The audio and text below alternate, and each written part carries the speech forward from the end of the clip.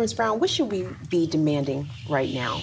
When I hear what Angel said, what David said, what Ruth Ann said, especially at the time period that other countries had knowledge about lead poisoning and its effects, all I hear is Donald Trump talking about regulations and job-killing regulations. And not to say that that was the position of people who were making those decisions decades ago, but that's sort of what it rings like. So right now, what should we be demanding? Well, we should be demanding medical restitution for victims, reparations for homeowners and children and folks who've been poisoned by lead in the past, compensation to help deal with the impacts of it. We need to make sure that lead paint companies can be held liable in Annapolis to help fund some of this work that needs to happen. But I still go back to the fact that we have to declare a state of emergency to help eliminate the existing threat that is still poisoning 2,000 to 3,000 children, even if it's only at low levels now.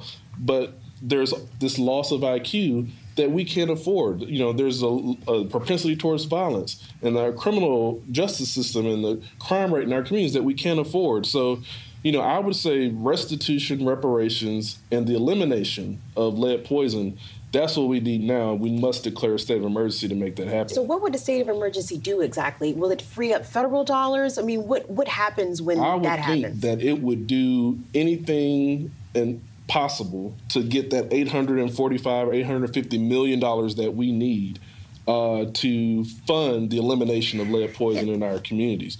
And I know GHHI has had models of pay for success and these mechanisms that we can use to help fund it. And I'll let Ruth Ann talk about that. Well, I think you've got to look at the fact that we get an immediate return if we prevent this, right? So you look at the current president who has said he wants to fix crumbling cities and lift the trajectory of African-American communities. Well, if you want to do that, this is the issue to get behind. If you want to have an infrastructure bill, then you put the billions of dollars, $12.5 billion nationally, to address the 1.25 million homes in the lowest income communities where kids are living today with exposures to lead. $12.5 billion is, in fact, not a lot of money to fix an issue that costs us $43 billion a year, but most importantly, rob the future of communities. We will never, as I said earlier, level that playing field.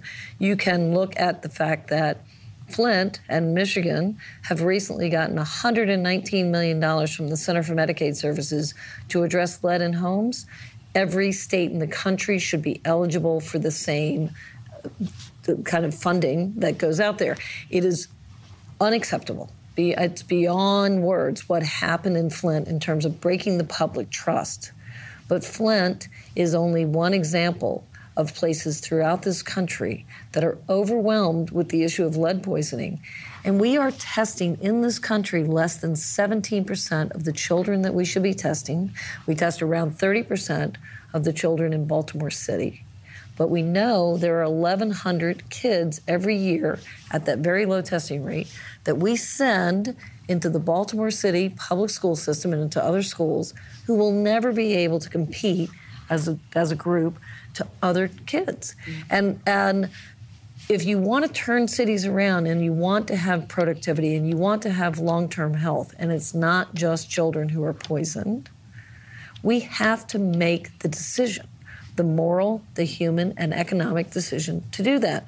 You can do it through a state of emergency, but you know, Donald Trump can do a favor to his own community, the real estate community, by trying to fix this issue because they land up in the courts with the David Albrights of the world.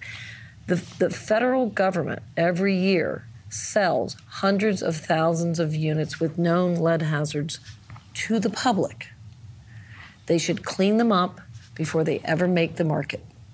2 months ago, the cover of the New York Times covered a family here in Baltimore who was living in a unit from one of those houses sold from the government to a real estate developer who then skirted the law by calling it rent to own.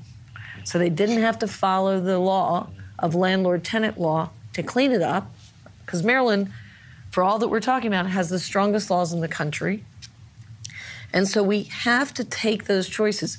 The very first thing that the government can do today is if it's government owned, if it's backed or insured by governments or banks who are required under the Community Reinvestment Act to invest in communities, every single one of those homes in the United States should be cleaned up for the toxins that are within them before it makes the market.